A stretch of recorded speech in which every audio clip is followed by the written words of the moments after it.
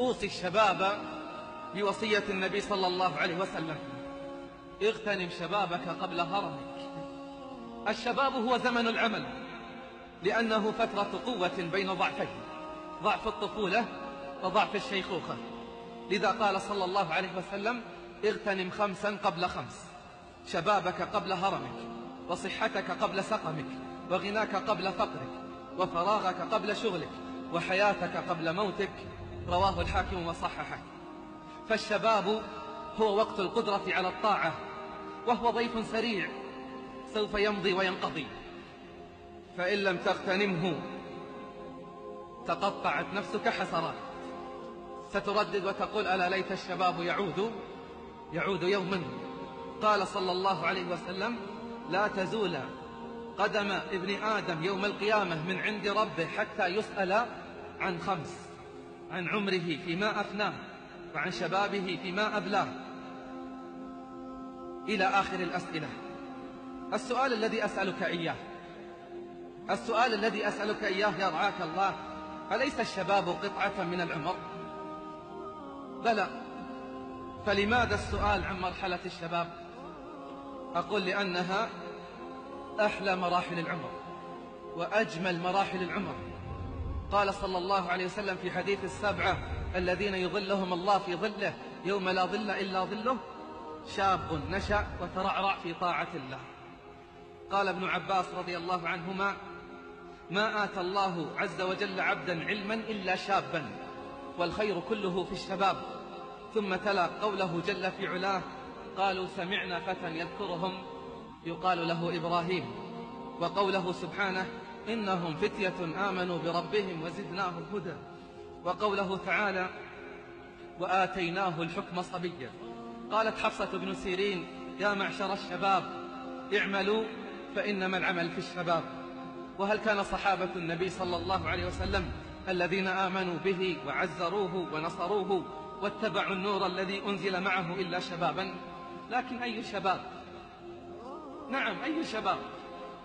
شباب دللوا سبل المعالي وما عرفوا سوى الإسلام دينا، تعهدهم فأنبتهم نباتا كريما طاب في الدنيا غصونا. إذا شهدوا الوغى كانوا كماتا يدكون المعاقل والحصونا. وإذا جن المساء فلا تراهم من الإشفاق إلا ساجدين. شباب لم تحطمه الليالي ولم يسلم إلى الخصم العرينا، ولم تشهدهم الأقداح يوما وقد ملأوا نواديهم مجونا. وما عرفوا الأغاني مائعات ولكن العلا صيغت لحونا. وما عرفوا الخلاعة في بنات ولا عرفوا التخنث في بنينا. كذلك أخرج الإسلام قومي شبابا مخلصا حرا أمينا. اعلم رعاك الله أن النعيم لا يدرك بالنعيم، وأن من آثر الراحة فاتته الراحة، وأنه بحسب ركوب الأهوال واحتمال المشاق تكون الفرحة واللذة. قيل للربيع بن خيثم: لو أرحت نفسك؟ قال: راحتها أريد. وقيل للإمام أحمد: متى يجد العبد طعم الراحة؟ فقال: عند أول قدم في الجنة. أحزان قلبي لا تزول حتى أبشر بالقبول، وأرى كتابي باليمين وتسر عيني بالرسول. وعوتب أحدهم لشدة اجتهاده فقال: إن الدنيا كانت ولم أكن فيها، وسوف تكون ولن أكون فيها، ولا أحب أن أغبن أيامي. عرفوا قيمة الساعات والأوقات. نعم، فالصلاة خير من النوم، والتجلد خير من التبلد، والمنية خير من الدنية. فكن رجلا رجله في الثرى وقامة همته في الثريا، فإن إراقة ماء الحياة دون إراقة ماء المحيا. قال سبحانه: ومن أراد الآخرة وسعى لها سعيها وهو مؤمن فأولئك كان سعيهم مشكورا. وقال: بأبي وأمي من خاف أدلج، ومن أدلج بلغ المنزل. ألا إن سلعة الله غالية، ألا إن سلعة الله الجنة. وقال سيد العابدين: ليس يتحسر أهل الجنة على شيء إلا على ساعة مرت بهم لم يذكروا الله عز وجل فيها. فكم ضاعت ومرت بنا من ساعات. عن قتادة أن عامر بن قيس لما حضر جعل يبكي، فقيل له: ما يبكيك؟ قال: ما أبكي جزعا من الموت ولا حرصا على الدنيا، ولكن أبكي ظمأ الهواجر وقيام ليالي الشتاء. قال فضيل رحمه الله: إلزم طريق الهدى ولا يضرك قلة السالكين، وإياك وطريق الضلالة ولا تغتر بكثرة الهالكين.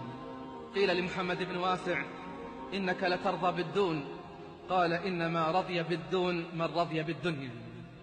إنما رضي بالدون من رضي بالدنيا. حتى يكون لحياتنا معنى لابد أن يكون لها هدف. هب الدنيا تساق إليك عفوا، أليس مصير ذلك إلى انتقالي؟ وما دنياك إلا مثل ظل أظلك حينا ثم آذن بالزوال. قل هذه سبيلي أدعو إلى الله على بصيرة أنا ومن اتبعني وسبحان الله وما أنا من المشركين.